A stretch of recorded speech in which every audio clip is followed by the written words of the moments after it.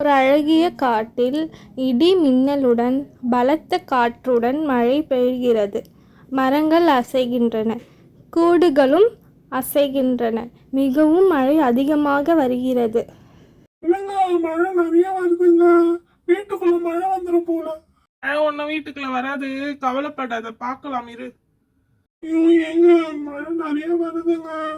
குழந்தைங்களும் மழையில நனையுதுங்க. குட்டிக்காகம் பாவமாக நினைந்து கொண்டிருந்தது மழையில்.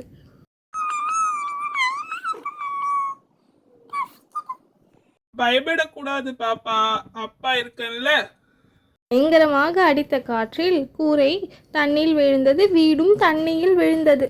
காகமும் கயல் காகமும் வெள்ளத்தில் மாட்டிக்கொண்டார்கள். பறவைகள் அங்கும் இங்கும் ஓடிச் சென்றன. இடி மிகவும் வேகமாக அடித்தது. காகத்தின் குழந்தை மட்டும் தப்பித்து விட்டது. எங்கே போவது தெரியாமல் நின்று கொண்டிருந்தது.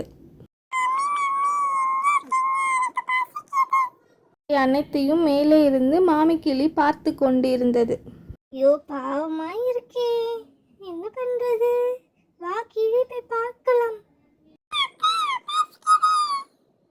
கிளி உடனே பறந்து கீழே சென்றது. கவலைப்படாத குட்டிக்காகமே, உன் அம்மாவும் அப்பாவும் வெள்ளத்தில் போய்விட்டார்களா?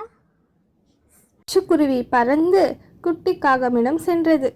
மாமி கிளியை இங்கே என்ன பண்ணி கொண்டு இருக்கிறீங்க ரெண்டு பேரும்?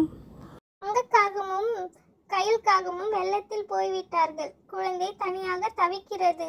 லட்சுக்குருவியே, என்ன சொல்றீங்க? காகமை விட்டு விட்டு போயிட்டார்களா? பாவமா இருக்கிறதை பார்க்கவே. நான் கூப்பிட்டு போகிறேன் என்னோட கூட்டிற்கு.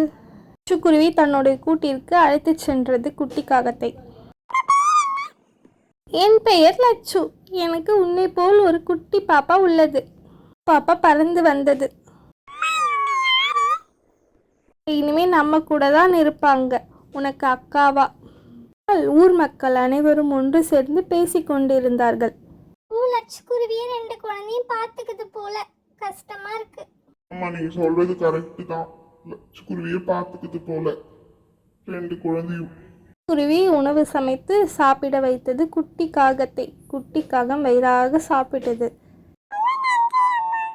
எல்லாம் சொல்லக்கூடாது, நானும் உன்னுடைய அம்மா மாதிரிதான். நல்லா சாப்பிடு மகளே.